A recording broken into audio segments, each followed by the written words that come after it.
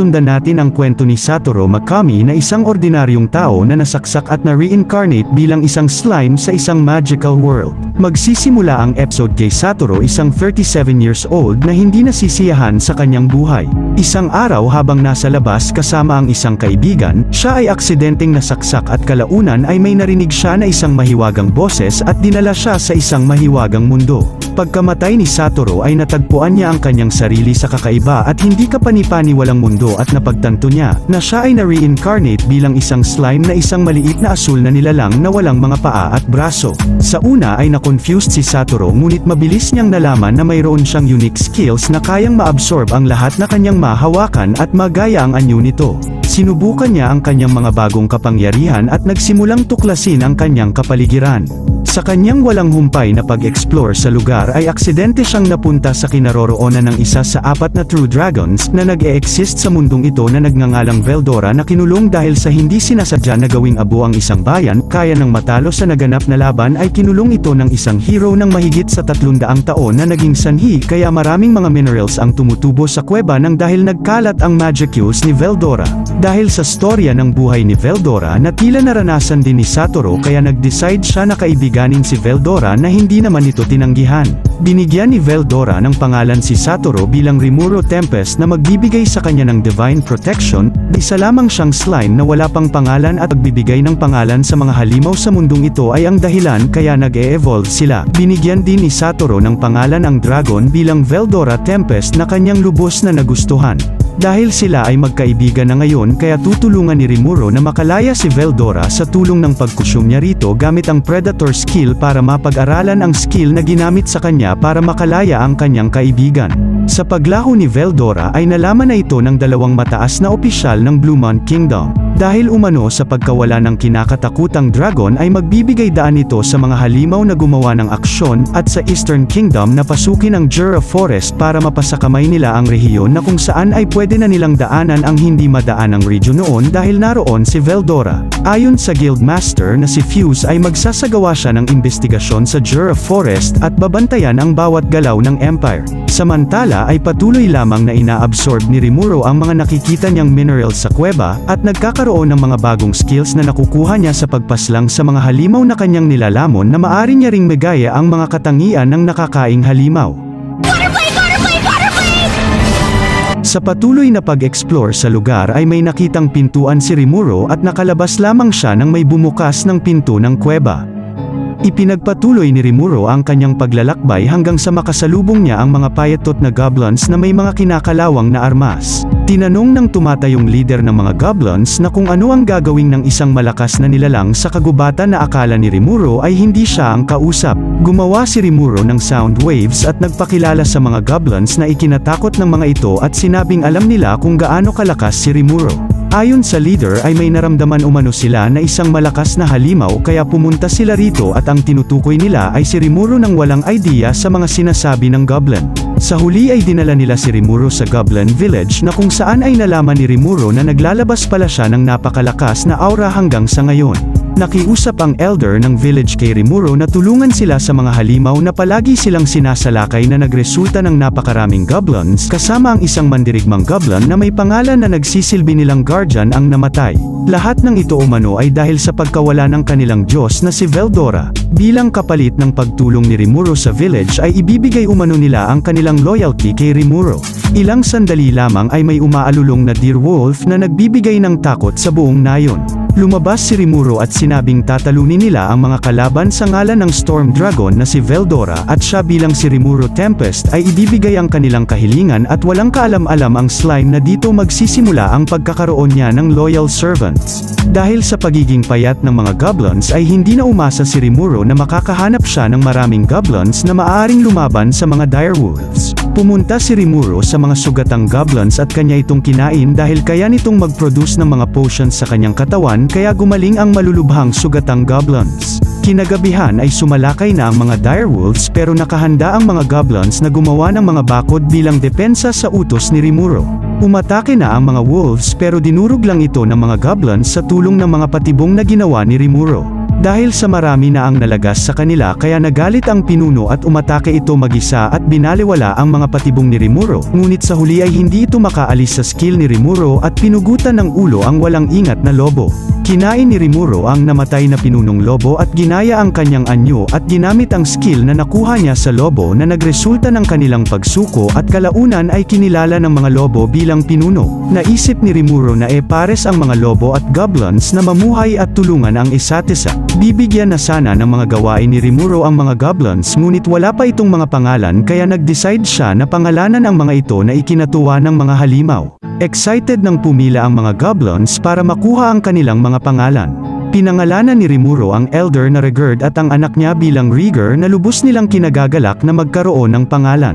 Sumunod ay binigyan din ni Rimuro ng pangalan ang natitira pang goblins na ikinabahala naman ni Regerd. Matapos mabigyan ng pangalan ang lahat ng goblins ay sunod nitong binigyan ng pangalan ang anak ng pinunong lobo na kanyang pinaslang at pinangalanan niya itong Ranga na ikinaubos ng kanyang magicules na nagresulta ng kanyang pag-shutdown. Dahil dito ay nalaman ni Rimuro na ang pagbibigay ng pangalan sa mga halimaw ay ginagamitan ng magicules kaya ganun na lamang ang pag-aalala ni Regerd. 3 araw ang lumipas ng lubusang pagka-recover ni Rimuro. Paggising niya ay binati ito ng babae na hindi niya nakikilala. Dumating din si Regerd na ibang-iba na ang itsura. Pinaliwanag ni Regerd na ang pagbibigay ng pangalan sa isang halimaw ay ang pagtaas ng rango kaya sila nag-evolve. Dumating din si Ranga na masayang-masaya dahil gising na ang kanyang master kaya nasira ang nag-iisa nilang bahay. Pinulong ni Rimuro ang mga goblins at gumawa ng 3 batas na dapat nilang sundin at ito ay bawal umatake ng mga tao, bawal silang mag-away-away at huwag maliitin ang ibang lahi. Pagkatapos ay ginawang Goblin Lord ni Rimuro si Regerd na mangiyak-ngiyak na tinagap ang responsibilidad. Nagtalaga din si Rimuro ng mga grupo para magbantay sa paligid ng village at mangolekta at maghanap ng pagkain at ang tanging problema na lamang ay ang paggawa ng bahay at damit na walang may alam sa village.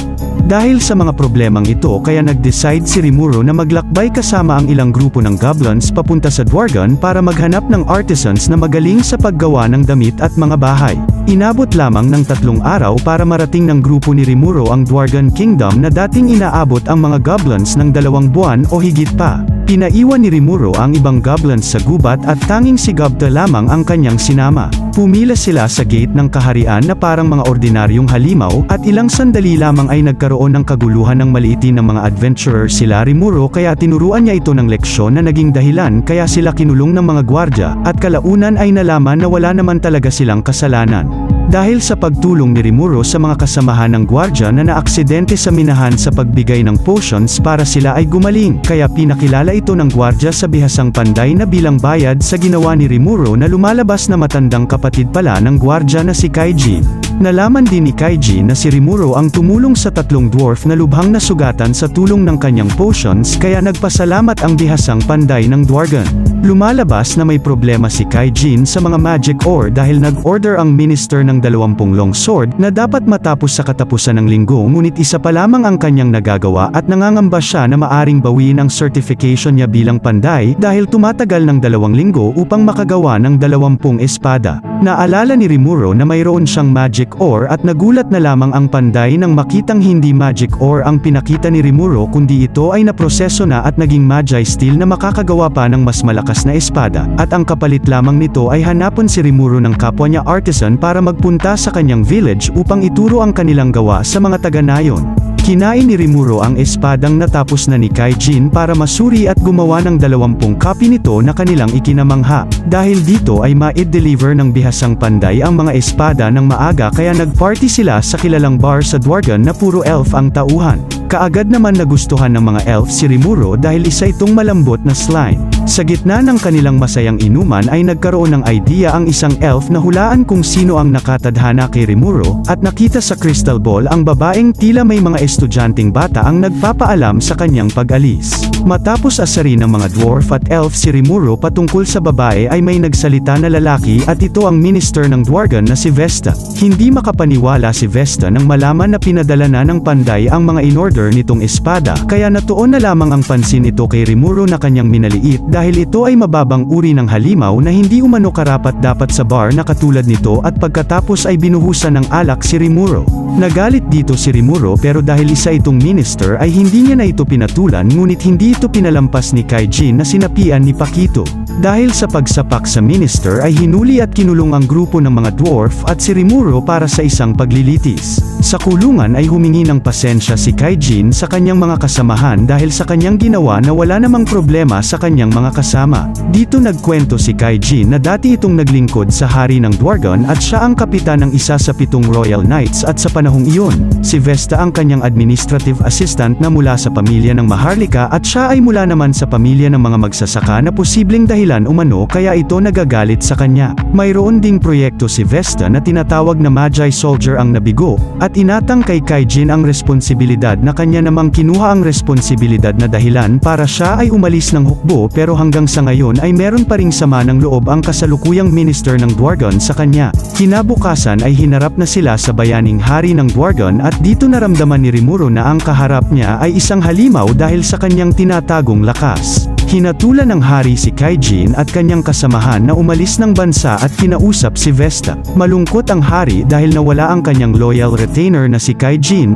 habang nadismaya naman ito kay Vesta dahil alam niyang si Vesta ang may responsibilidad sa pumalpak na Magi Soldier Project, at nag-antay ng ilang taon para sabihin sa kanya mismo ni Vesta ang totoong nangyari. Hindi makapaniwala si Vesta nang sinabi ng hari na isang full potion ang pinakita nito mula kay Rimuro na kahit ang pinaka-advanced techniques umano ng Dwarven ay kayang makamit lamang ang 98% na recovery. Dahil sa mga nangyari ay pinaalis ng kaharian ang grupo ni Kaijin na siya naman naging tapat na kaibigan ni Rimuro, at dahil dito ay malapit nang magbago ang pamumuhay sa Goblin Village na pinamumunuan ni Rimuro.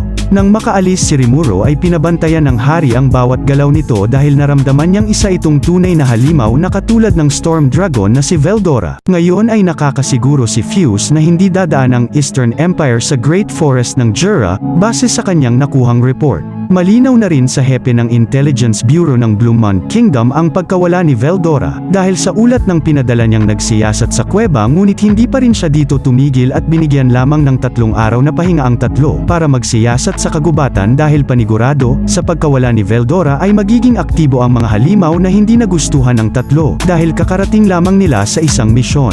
Sa labas ng guild ay narinig ng isang nakamaskarang babae na nagpakilalang si Shizu ang pinag-uusapan ng tatlo sa pagpunta sa kagubatan ng Jura at humiling na sumama sa kanila na malugod namang tinanggap ng babae, kaya napilitan na lamang ang leader ng grupo na pumayag. Sa kagubatan ng Jura ay naisipan ni Rimuro na subukan ang kanyang bagong skill na natutunan sa Tempest Star Wolf form na pinakita kay Ranga at natakot sa resulta dahil sobrang lakas nga nito na naisip ni Rimuro na kailangan niyang mag-ingat sa paggamit ng skill. Ilang linggo ang lumipas nang dinala ni Rimuro ang grupo ni Kaijin mula sa Dwargon ay hindi na nag-aksaya pa ng oras ang mga dwarf at tinuruan na ang mga taga-nayon. Pinakita at tinuruan ni Kaijin kung paano gumawa ng matibay na espada ang mga goblins habang si Garm naman ay tinuro ang kanyang kaalaman kung paano gumawa ng matibay na armor. Hindi rin nagpahuli si Dord ng kanyang craftsmanship na pinakamahusay sa lahat ng dwarf at si Murd na tinuro kung paano gumawa ng matibay na tirahan dahil ito ay dalubhasa sa arkitektura at sining. Sa tulong ng 4 na bihasang dwarf ay unti-unti nang nakakabuo ng bago at malaking nayon si Rimuro dahil nadagdagan pa ng 500 goblins na mula sa kalapit na Goblin Village ang gustong mag-migrate para sa kanilang proteksyon, kaya pinangalanan ito ni Rimuro kaya siya ay nag-shutdown ulit ng 3 araw. Habang pinapanood ni Rimuro si Gobta na ibinibida ang kanyang natutunang skill sa kanyang mga kasama ay dumating si Regerd na may dalang balita para sa kanya. Napansin ni Rimuro na lalo pang nag-evolve si Regerd dahil sa pagiging isang Goblin King na mula sa pagiging Goblin Lord dahil siya na ang pinuno ng iba pang mga village elders na nag-migrate sa village. Sa kagubatan ay hindi na nakatiis si Shizu at pinalagan na ang mga halimaw dahil wala naman balak lumaban ang kanyang mga kasama. Gamit ang apoy ni Ifrit ay inubos niya ang mga halimaw na langgam na humahabol sa kanila, ngunit ang hindi niya alam ay may natira pang isa at hindi pa nakikisama ang kanyang spirit, ngunit to the rescue naman si Rimuro at naalala na siya ang babae sa hula ng isang elf. Dinala ni Rimuro ang isitang tao sa village at binigyan ng mga pagkain ni Regerd. Ipinakilala ng Goblin King si Rimuro bilang kanilang master sa mga tao na kanilang kinagulat pero kalaunan ay nagbigay pa rin ng respeto dahil sa pagtulong sa kanila. Sa pagdating ng mga tao ay makikita ang resulta kung gaano nag-iba ang nayon na pinamumunuan ni Rimuro at patuloy pa din ang paggawa para mapaganda pa ang nayong magiging pinakamalakas na bansa sa hinaharap. Habang pinapanood ni Shizu ang sunset ay pinuntahan at kinausap ito ni Rimuro at nalaman na parehas pala sila na galing sa Japan kaya lalong napalapit ang loob ni Shizu sa kanya. Isiniwalat ni Shizu na pinatawag siya sa mundong ito mula sa Japan noong panahon ng digmaan at ibinahagi rin ni Rimuro ang kanyang mga alaala ng isang sibilisado at mapayapang Japan.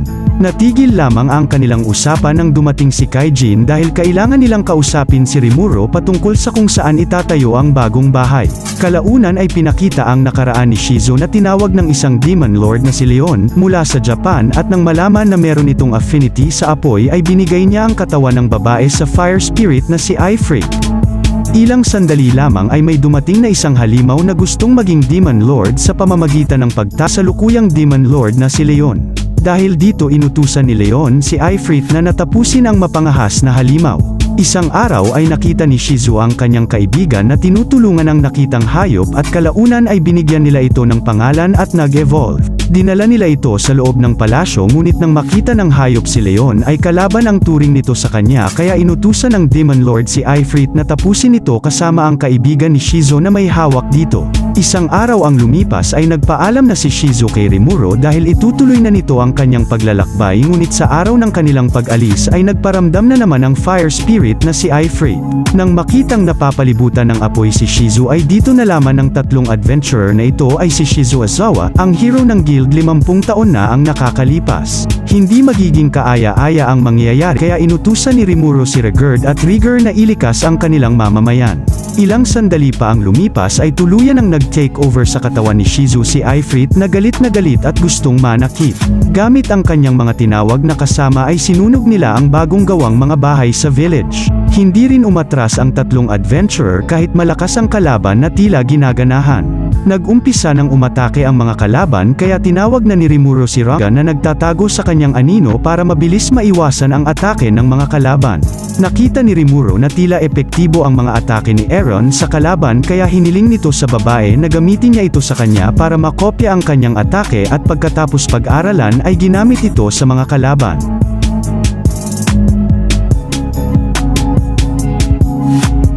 Sa isang atake ng spirit ay lubhang nasugatan ang tatlong adventurer kaya inutusan ni Rimuro si Ranga na dalhin ito sa ligtas na lugar para na rin hindi siya magpigil sa kanyang lakas. Gumamit ng mga double si Ifrit at pinalibutan si Rimuro at nag-cast ng napakalakas na fire magic pero hindi ito nagdudulot ng pinsala kay Rimuro dahil sa kanyang thermal fluctuation resistance. Ginamitan ng skill ni Rimuro ang fire spirit at nagulat nang hindi man lang siya makaalis sa pinulupot sa kanya at gumawa ng isang desididong atake ngunit wala pa rin itong pinsala kay Rimuro. Sa tulong ng kanyang unique skill na Great Sage ay kinain ni Rimuro si Ifrit at dinala sa lugar na kung nasaan ang kanyang kaibigan na ikinagulat ng fire spirit. Pagkatapos sa naganap na laban ay inaayos na ulit ang mga bahay na nasira sa tulong ng mga dwarf. Nagkwento rin si Shizu kay Rimuro na pagkatapos mamatay ng kanyang kaibigan ay patuloy itong naglingkod sa Demon Lord na si Leon at pagkatapos ay may naganap na laban na kung saan ay inabandona ni Leon ang kanyang kastilyo at iniwan siyang nagbantay sa likuran at dito niya nakilala ang hero. Habang sila ay naglalaban ay napagtanto ni Shizu na wala siyang laban dito at tinanong siya ng hero na kung bakit siya naroon at naniwala naman ang hero sa lahat ng kanyang sinabi at sa huli ay sinama siya ng hero at binigay ang maskara na nagpapalakas ng kanyang magic resistance na makakatulong para pigilan si Ifrit. Sa kanilang paglalakbay ay dito natutunan ni Shizu ang magic at maging ang tungkol sa mundong ito. Sa tulong ng maskara ay natutunan niya ring gamitin ang kapangyarihan ni Ifrit at sa patuloy niyang pakikipaglaban at pagtulong sa nangangailangan ay dito siya nakilala bilang Conqueror of Flames at kalaunan ay iniwan siya ng hero nang hindi niya alam ang rason. Dito rin nalaman ni Rimuro na naging teacher si Shizu ng mga batang tinawag rin sa mundong ito sa kaharian ng Ingrasya pagkatapos niyang magretiro. Bago mamatay si Shizu ay humiling ito na kainin siya ni Rimuro dahil ayaw niya sa mundong ito at mas gusto niyang ma-absorb siya ni Rimuro kesa sa ayaw niyang mundo. Pagkatapos kainin ni Rimuro si Shizu ay nagaya niya rin ang itsura ng babae na ikinagulat ng tatlong adventurer. Bago umalis para mag-report sa Guildmaster ay humiling ang tatlo na ibalik ni Rimuro ang anyo nitong tao at pagkatapos ay nagpasalamat ang tatlo kay Shizuo. Binigyan rin ng mga bagong armor ni Rimuro ang tatlo na isang prototypes na ginawa ng mga pinakamahusay na dwarf ng Nayon na ikinagulat ng tatlo dahil kilalang kilala pala ang magkapatid na dwarf sa buong mundo dahil sa kanilang kakayahan at pagkatapos ay umalis ng masaya ang tatlong adventurer. Sa ibang dako ay hindi na nakayanin ng isang orc ang init ngunit may dumating na nakamaskarang lalaki at nagpakilalang si Gelmond ang nagbigay sa kanya ng pangalan bilang geld at pagkain. Sa paglipas ng mga araw ay patuloy lamang ang pag-unlad ng village ni Rimuro sa paggawa ng mga kakaibang struktura sa Nayon sa pamumuno ng magkapatid na dwarf habang ang mga Goblin Lord naman sa ilalim ng pamumuno ni Regerd ay gumagawa rin ng sistema para makatulong sa pamamahala ng Nayon, at masaya si Rimuro dahil kahit hindi niya utusan ay kusa silang kumikilos sa mga gawain. Pagkatapos tunghayan ang kaganapan sa Nayon ay sinubukan ni Rimuro ang paggamit ng double na ginaya sa teknik ni Ifrit at sinuri kung ano nga ba ang kasarian sa kanyang human form ngunit nadismaya siya nang makitang siya ay walang kasarian. Dahil meron na siyang human form kaya sinabi ni Rimuro kay Regerd na simula ngayon ay kakain na siya kasama nila na ikinasaya ng Goblin King at sinabing maghahanda sila ng isang marangyang handaan ngayong gabi. Naabot pa ni Rimuro ang grupo nila Rigger sa labas na siyang nakatoka sa panghuhuli ng pagkain kaya humiling si Rimuro na magsila ng masarap na pagkain dahil magkakaroon sila ng handaan mamayang gabi. Pagkatapos ay pinasama si Ranga sa grupo ni Rigger dahil hindi normal na dumami bigla ang mga magical beast sa lugar. Habang bumisita si Rimuro sa kuweba kung saan dati nakakulong si Veldora ay tinawag siya ni Ranga dahil inatake ang kanilang grupo. Pagdating ni Rimuro sa lugar ay tulog na ang ibang goblins at tanging si Ranga at Rigger lamang ang nagbibigay ng magandang laban sa malalakas na ogre. Pinapunta ni Rimuro si Ranga at Rigger sa kanya at nalaman na pinatulog ang iba nilang kasamahan gamit ang magic ng kulay pink na ogre. Napansin din ni Rimuro na mas malakas ang mga ogre kumpara kay Rigger at Gobdel ngunit hindi man sila nagkaroon ng malubhang sugat at maging ang iba pang security force ay pinatulog lamang nila. Kalaunan ay nagsalita ang mga ogre at nalaman na napagkamalan lamang pala si Rimuro na isang magi na hinahanap nila at nag-umpisa na ang laban. Unang pinatulog ni Rimuro ang malaking ogre na nasa likod at pagkatapos maiwasan ang atake ng babaeng ogre ay hinuli niya ito gamit ang steel thread, at pagkatapos ay nabali ang espada ng isang ogre ng masalag ni Rimuro ang atake nito at tulog ng isang atake lamang ang ogre. Dahil sa mga ginamit na skill ni Rimuro ay nalaman ng matandang ogre na mula ito sa mga halimaw kaya naging maingat si Rimuro.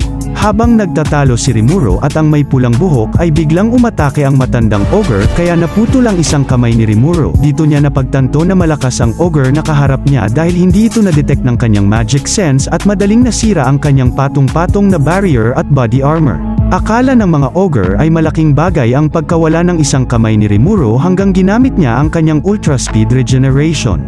Nang makita ang kakayahang ito ni Rimuro ay ginamit ng may pulang buhok ang kanyang pinakamalakas na atake kay Rimuro ngunit walang epekto sa kanya ang anumang uri ng apoy. Tinanggal ni Rimuro ang kanyang maskara at pinakita ang kanyang lakas na ikinagulat ng mga ogre. Natatakot na nagsalita ang babaeng ogre na ang apoy na pinapakita ni Rimuro ay hindi niya ginawa gamit ang magicules na makikita sa kapaligiran, kundi ito ang kanyang purong lakas at ang laki umano ng apoy ay sumasalamin kung gaano din kalakas ang kanyang kapangyarihan.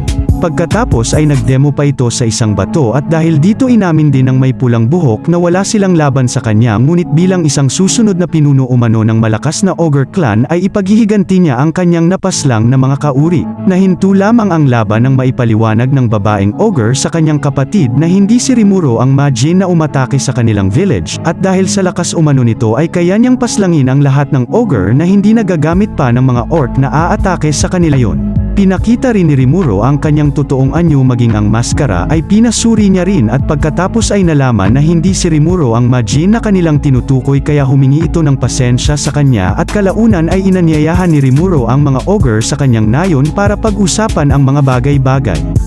Sa village ay nalasahan na rin ni Rimuro ang pagkain sa kauna-unahang pagkakataon na ikinasaya rin ng mga mamamayang goblins. Habang nagkakasiyahan dahil sa handaan ay hindi napigilang magulat ni Kaijin sa kanyang narinig na inatake ng mga orcs ang mga ogre dahil lubos na mas malalakas umano ang mga ogre kesa sa orc, at hindi niya lubos isip na ang mahinang mga halimaw ay aatake sa mas malakas na halimaw. Pinagtataka rin nila dahil nakasuot ng pare-parehas na full plate mail armor ang mga orc na umatake sa ogre village na katulad sa mga sinusuot ng tao. Dagdag pa ng pinuno ng mga ogre, ay isang high-level na magin ang kasama sa umatake sa kanilang nayon at dahil dito ay binigyan ng pagkakataon ni Rimuro ang pinuno ng ogre na pag-isipan ang kanyang offer na maging tauhan sila ni Rimuro at ang kapalit nito ay garantisadong pagkain, tirahan at mga damit. Kinabukasan ay tinanggap ng pinuno ng ogre ang offer ni Rimuro na maglingkod sa ilalim ng kanyang pamumuno ngunit ang kontrata ay magtatagal lamang hanggang sa mapaslang nila ang pinuno ng mga orcs. Dahil dito ay pinaalam ni Rimuro sa mga ogre na bibigyan niya ito ng mga pangalan para mapatunayan na ito ay kanyang mga tauhan na ikinagulat ng mga ogre dahil alam din nila na ang pagbibigay ng pangalan sa mga malalakas na halimaw ay may kalakip na panganib pero alam din ito ni Rimuro kaya sinabi niyang okay lamang dahil 6 lang naman ang kanyang bibigyan ng pangalan. Nakatulog ulit si Rimuro nang binigyan ng mga pangalan ang ogre at paggising niya ay binata ng 2 babae na as usual hindi niya nakikilala. Evolve sa pagiging Kijin ang mga ogre nang binigyan ng pangalan. Naalala ni Rimuro na si Benimaru ang huli niyang binigyan ng pangalan kaya siya ay nakatulog at napansin na lumiit ang katawan ni Benimaru ngunit sobrang dami naman ng magicules nito. Nagpakilala din ang ogre princess na si Shuna at Xian na sobrang laki ng pinagbago. Hakuro naman ang binigay niyang pangalan sa matandang ogre na medyo bumata ng mag-evolve at Sui naman sa isa pang Kijun. Dumating din ang isa pa nilang kasamahan na binigyan ng pangalang Kurube. Sa ibang dako ay minamanmanan ng mga lizardmen napakaraming armadong orc at pagkatapos ay mabilis na bumalik sa kanilang teritoryo na matatagpuan sa Lake Seas, sa gitna ng Great Forest of Jura para i-report sa kanilang chieftain ang nakita nilang humigit kumulang sa 200,000 orc army sa timog ng kanilang teritoryo kaya hindi lubos makapaniwala ang mga lizardmen sa natanggap na masamang balita.